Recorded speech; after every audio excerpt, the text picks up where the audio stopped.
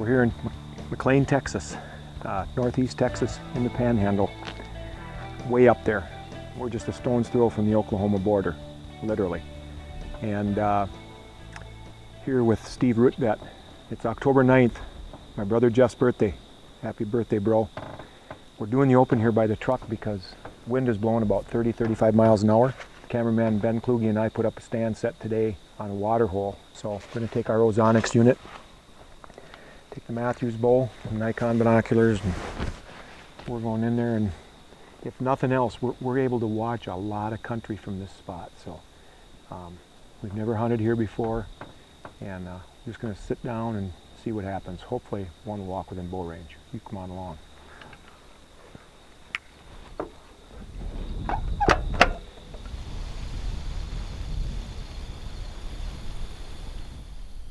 About an hour before dark, this doe and fawn show up and walk almost right under my stand.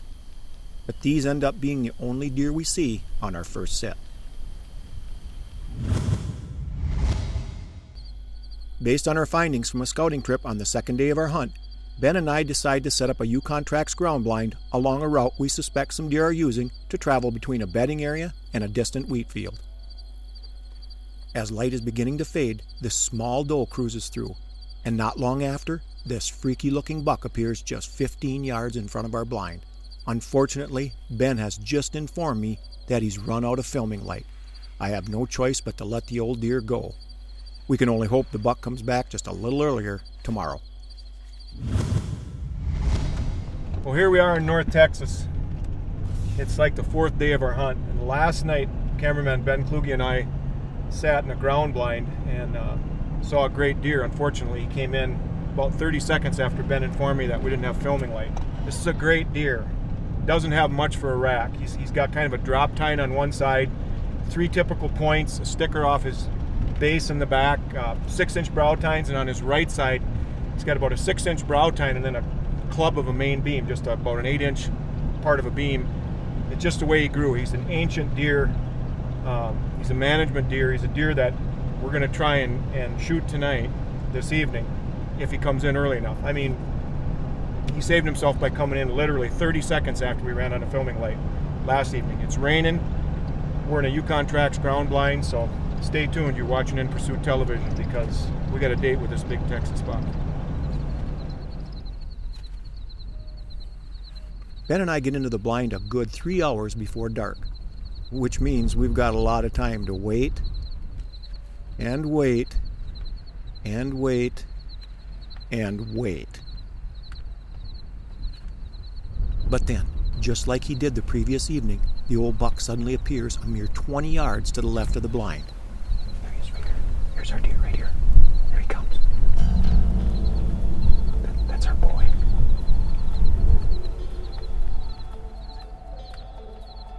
The freaky-looking whitetail is in front of us for quite a while, but he's either at the wrong angle or looking at the blind, which means I can't draw my bow. This game continues until cameraman Ben Kluge informs me that we're rapidly running out of filming light again. I have to make a call here.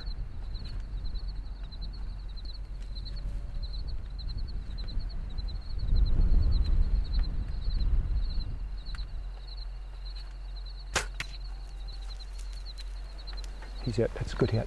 Stay on him, Ben. Stay on him. There he goes. I lost him. I think he went down.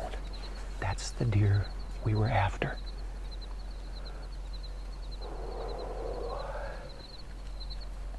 I'll tell you what. That's a great deer. He's a very mature deer. We're just going to play it safe. So we're gonna wait for Steve to come and get us, and we're gonna go back to camp and look at the footage, and then make our call. What a great deer! Wow. Well, we're here in northeast Texas, hunting with Magnum Guides. You saw the footage from last night. The hit was questionable. I tried to shoot him in the point of the shoulder because he was a little bit quartering to us and we were running out of light. And I pulled the shot a little bit. He went 100 yards. We're 100 yards from the ground blind. We found him right away this morning. You have to see this deer. This is definitely one of the most mature whitetail bucks that I've ever taken, I think, anywhere. This is a tremendous, tremendous whitetail. Look at this thing. He is a warrior.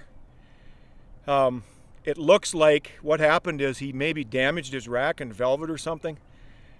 Probably broke that side off. We're not sure if that's just the way he grew, but nonetheless, his beam almost curves down. We thought he had a drop, but it's actually his beam. Hunting here with Steve Rortvedt, Northeast Texas near McLean. It's been tough. It's the 13th of October today, and anytime you can take one of these big 6.5, 7.5-year-old whitetails, regardless of what they have on their head, it's an accomplishment.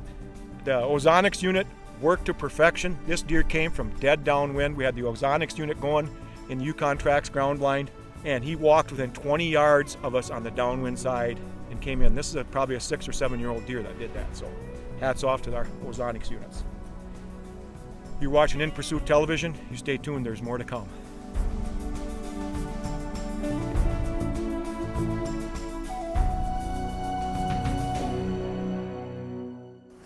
You know, we had a great hunt with Steve Rortvedt and Magnum Guides way up in North Texas on the Oklahoma border in the Panhandle. Shot that deer out of a Yukon Tracks ground blind, 6.5 years old, 218 pounds. These are big whitetails up in that part of the state. And he is the focus of this week's Zooming In. Zooming In is brought to you by Reconyx, see what you've been missing, and by Nikon, the trusted name in optics. My Texas bow hunt took place in the very northeast corner of the state near the small town of McLean. This was my first visit to this part of the Lone Star State, but I can assure you that it won't be my last. I absolutely fell in love with the area, both because of the diversity of the habitat and, of course, because of the quality of the whitetails found here. As this overhead view shows, there's a fair amount of agricultural ground on the ranch I was hunting. The vast majority of this ground consists of winter wheat fields. There's also a fair amount of wooded ground on the ranch, although the cover in the area where I arrowed the old buck consists exclusively of scattered clumps of thick cedar brush and tall yellow grass. Directly to the east of this expansive cover lays a winter wheat field. Outfitter Steve Rortvedt had informed us earlier that the field was the primary food attractant in the area. Based on this information and some thorough scouting, I decided to put up a ground blind right here. If my findings proved to be accurate, this would put us somewhere close to the route the bucks in the vicinity were using to travel from their bedding area, which I assumed was right here, to the winter wheat field. As the footage from the first evening clearly showed, my hunches proved to be right on the money. I had indeed put the blind in the right spot. Unfortunately, the old buck showed up just seconds after cameraman Ben Kluge had informed me that he had run out of filming light. All we could do was sit and watch the buck as daylight faded. I was confident that we hadn't spooked the buck when we eventually climbed out of the blind after our hunt, so I decided to go right back and hunt the spot again the very next evening. And just like the previous day, Ben and I saw virtually no deer activity until the very last minutes of filming light. That's when the old buck suddenly strolled into view right here, just 20 yards from the blind. The buck milled around in front of the blind for a while before finally ending up right here, a mere 15 yards away. Ben had just informed me that we were down to less than a minute of light when I took the shot. The buck made it only about 100 yards after the hit, and we recovered him near this clump of cedars right here. As you can no doubt tell, the old buck was a huge-bodied deer. In fact, the whitetail weighed in at a hefty 218 pounds. What's more, a giant 8-pointer that Jake arrowed a few days later weighed in at 211 pounds. Those are big deer anywhere. Make sure you join us again next time. I don't know where on earth we'll be zooming in, but I do know that you'll find it informative. See you here. Zooming In has been brought to you by Reconyx and by Nikon.